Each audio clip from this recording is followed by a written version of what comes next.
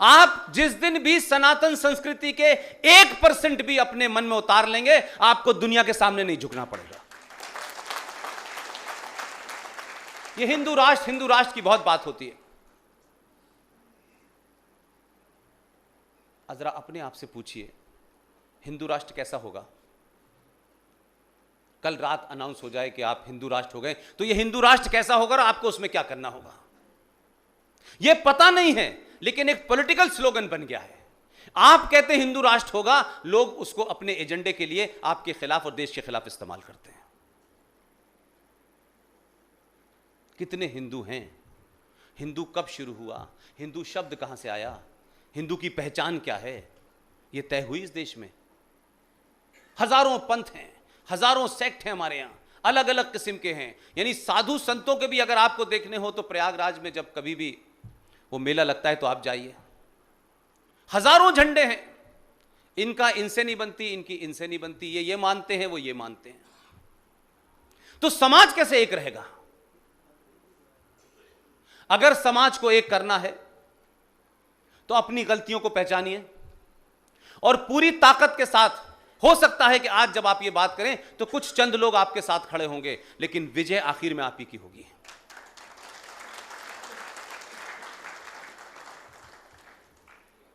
सनातन संस्कृति और सनातन धर्म क्या है, इसको कभी सोचा आपने? हम रूटीन में बहुत सारे काम कर रहे हैं, लेकिन हमने उसे हिंदुत्व का जामा पहना दिया है और सुबह से लेकर शाम कुछ बातों को बोलते भी हैं, लेकिन बोध नहीं है कि हम क्या कह रहे हैं। हमारे यहां किसी की भी मृत्यु हो जाती है तो हम सब क्या कहते हैं? फला साहब की मृत्यु हुई, उनको पंचतत्व में विलीन कर दिया, यही कहते हैं। ये 5 तत्व क्या हैं? इसका हिंदू से मतलब है या सनातन से मतलब है, ये बताएं। सनातन में कहीं नहीं लिखा है घंटा बजाइए, मंत्र पढ़िए, कहीं नहीं लिखा है। सनातन साक्षात एक साइंस है, विज्ञान है। उस विज्ञान को बौना करते करते आज जो कुछ आप हिंदुत्व के नाम पे देख रहे हैं वो पाखंड हो रहा है। पाखंड में और सनातन में फर्क है। इसलिए आपके यहां जिन 5 तत्वों की बात की जाती है उसी को जीवित रहते हुए पूजते हैं आप। और हमेशा सभ्यताएं जब आगे बढ़ती हैं तो कुछ ऐसे नैरेटिव्स को आगे लाया जाता है जिसके माध्यम से बहुत कॉम्प्लेक्स बात को आसान कर दिया जाए।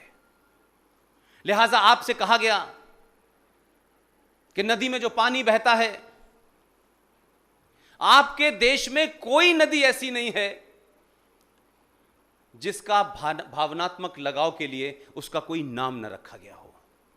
कोई सरस्वती नदी है, कोई गंगा नदी है, कोई कावेरी है। इसलिए हमारे यहां नदियों को मां का दर्जा दिया गया है, इसीलिए हम मां गंगा कहते हैं। और गंगा की पूजा करने से यह कहीं मतलब नहीं लिखा है कि गंगा की आप पूजा करेंगे, उसमें अगरबत्ती जलाएंगे, धूप जलाएंगे तो गंगा मां खड़े होकर के एक सोने की मूर्ति आपको दे देगी। यह इसलिए कहा गया कि जो मां आपको जन्म बायोलॉजिकली देती है, उसके बाद जो सबसे पहला तत्व चाहिए आपको, पानी, वो गंगा देती है, वो हमारी मां नहीं देती है। इसलिए आप उसको पूजें, पवित्र रखें और वो लगातार पवित्र रहे, इसलिए उसको पूजा से जोड़ दिया गया। आपके यहां उसी 5 तत्वों में एक वायु भी है। वो वायु का प्रभाव कैसे चलता रहे, तो सनातन क्या कहता है कि पर्यावरण, उसकी ओर आपको कहा गया कि पर्यावरण का ध्यान रखना है। अगर आज अंग्रेजी के वर्ड में आप कहते हैं एनवायरमेंट डे मनाते हैं, तो हम 5 जून 1974 से पर्यावरण दिवस मना रहे हैं। लेकिन सबसे ज्यादा संकट है हम इसी देश में हमारे, और यही दिल्ली गैस चैंबर बनी हुई है। हमसे कहा गया कि आप पर्यावरण के प्रति सजग रहें, क्योंकि जीवन जीने के लिए इसकी महत्वता नहीं है, इसकी जरूरत है। तो आपको कहा गया कि जो पीपल है उस पे भगवान का वास होता है, आप इसकी पूजा करें। ये जहां जहां भगवान का वास करके बात कही गई, उसके पीछे अर्थ यह था कि ताकि आपको वो कॉम्प्लेक्स बात समझ में नहीं आएगी, क्योंकि अभी 50-100 साल पहले पता चला कि O2 का मतलब होता है ऑक्सीजन। तो पीपल एकमात्र पेड़ है जो 24 घंटे ऑक्सीजन देता है। अब हमारे पूर्वजों को, उनको पता था कि इस बात को अगर हम ऐसे समझाएंगे तो शायद नहीं कन्वे होगी, लिहाजा उन्होंने जोड़ दिया कि पीपल पे पानी देना, ताकि पीपल को जीवन भर पानी मिलता रहे, ताकि सूखे ना, और पीपल बदले में आपको 24 घंटे ऑक्सीजन देता रहे। उसको आपकी भावनाओं से जोड़ दिया। ये जो तुलसी के पौधे को लेकर के है कि तुलसी का पौधा हिंदू हो गया है, आजकल पता चला है मुझे।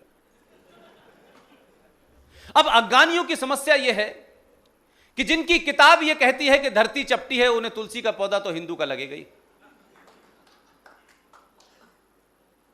तो तुलसी का पौधा साइंटिफिक है, उसमें कई साइंटिफिक गुण हैं, वो बचा रहे, उसको आप प्रोटेक्ट करके रखें, क्योंकि वो आपके परिवार और आपके समाज के लिए महत्वपूर्ण है। लिहाजा उसको उस पर जोड़ दिया कि तुलसी के ऊपर एक लोटा पानी जरूर डालना। ऐसी तमाम चीजों को जो आपके जीवन के लिए थी, साइंटिफिक थी, लेकिन साइंस की तरह उसे कन्वे नहीं करा जा सकता था, लिहाजा उनको जोड़ दिया और आप उसके ऊपर एक लोटा डालते हैं, और तुलसी हर घर में मिल जाती है। और जब कोई बीमार पड़ता है तो आज भी जो हमारी मां है वो कहती हैं 4 पत्ते तुलसी के तोड़ के पानी पिला दो, आज भी कहती हैं। तो उनको तो महत्व पता था, लेकिन हमको यह बताया जा रहा है कि तुलसी हिंदू है, उसे हिंदू पूजते हैं। गाय के महत्व के बारे में आज बहुत चर्चा हो रही है, तो गाय के बारे में बहुत सारी बातें हैं। आप सोचें कि आप सुबह सुबह सूरज के ऊपर लोटा पानी क्यों चढ़ाते हैं। यह बात अलग है कि इस पाखंड के चलते आपने लोटा चढ़ाने, पानी चढ़ाने की जो विधि थी वो भी गलत तरीके से अपना ली है, और जिस तरीके से पानी चढ़ाना चाहिए, जिस वक्त चढ़ाना चाहिए, आप गए, आपने आंख बंद करी, लोटा चढ़ा दिया। आप कन्याकुमारी से लेकर के कामाख्या तक चले जाएं, बहुत सारे धार्मिक लोग यहां हैं, किसी भी साधु संत के आश्रम में चले जाएं, आपको हर मंदिर में उस मंदिर की महत्वता क्या है, वहां देवी की महत्वता क्या है, यह एक अलग विषय है, लेकिन हर मंदिर में लोटा आपको तांबे का मिलेगा। इसका कभी आपने अध्ययन किया कि भाई तांबे का लोटा आसाम के अंदर भी है, कश्मीर में भी है, आसाम में भी है, हरियाणा में भी है, दिल्ली में भी है, और नीचे आपके तमिलनाडु में भी है। तो यही क्या धातु सब जगह मिलती है, लेकिन हमको जो बातें बतानी चाहिए थी वो नहीं बताई। दुनिया की एकमात्र धातु है तांबा, जिसके अंदर पानी को रखने से उसकी इंप्योरिटी समाप्त हो जाती है। इसलिए मंदिर का लोटा तांबे का होता है, और वो चन्नामृत जो दिया जाता है उसे पीने से आप हनुमान नहीं हो जाते। उसे पीने से यह जरूर होता है कि दिन भर जो कुछ आप करके आए हैं, मंदिर में बैठे हैं, आपने वो प्रसाद भी लिया, वो चन्नामृत भी लिया, वो एक बूंद आपके अंदर कुछ फर्क जरूर लाएगी, इसलिए दिया जाता है।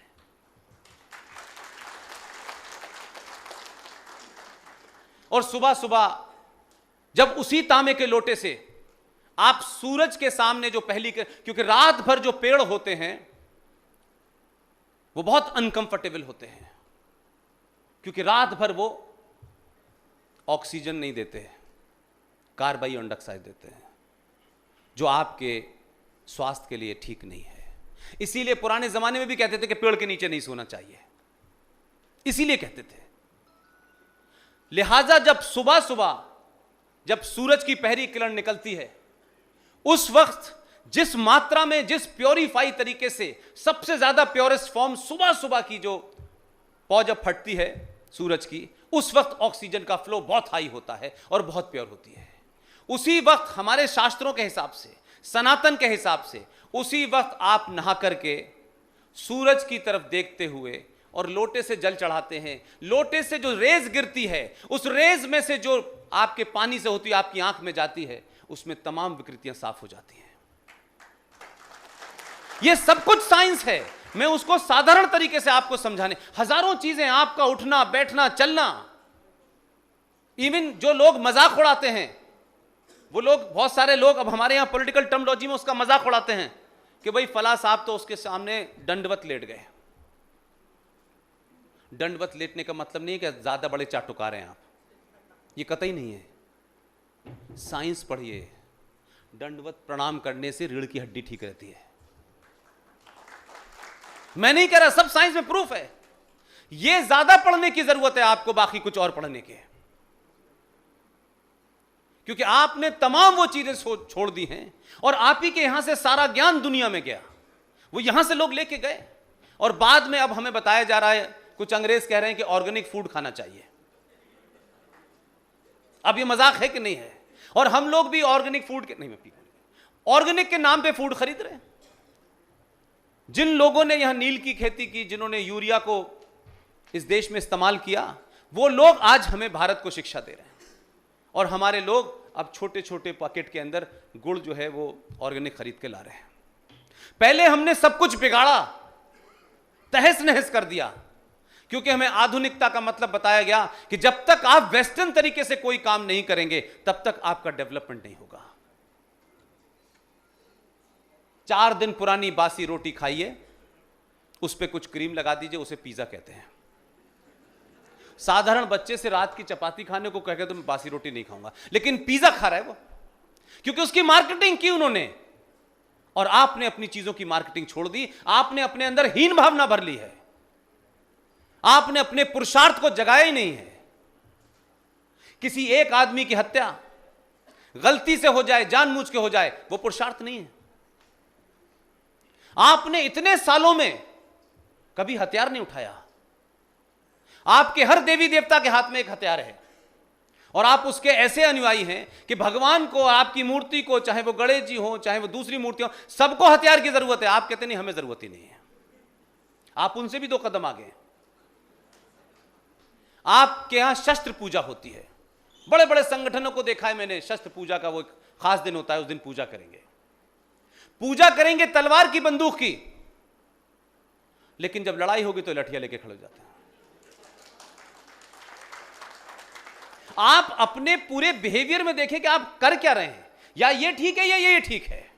ये ठीक है कि तो इसको मानिए, ठीक वो है, लेकिन काम हम ये करेंगे, ऐसा नहीं हो सकता। डॉक्टर से कहें कि दवा तो ऐसी दीजिए जिससे मैं ठीक हो जाऊं, लेकिन खाऊंगा वो जिससे मुझे शाम में मजा आए, ये नहीं हो सकता ना। आपको